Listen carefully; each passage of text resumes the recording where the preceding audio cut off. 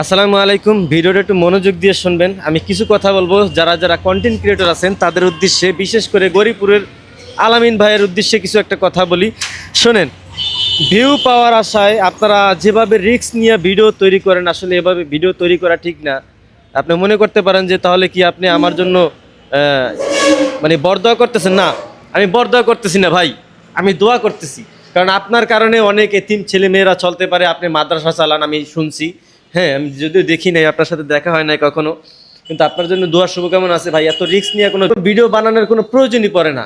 আপনি ভিডিও বানান কারণ আপনার ফানি টাইপের ভিডিওগুলো অনেক মানুষ খায়, অনেক মানুষ দেখে। হ্যাঁ, মানে ওই আপনার ফানি টাইপের যে ভিডিওগুলো আছে মানুষ বেশি পছন্দ করে।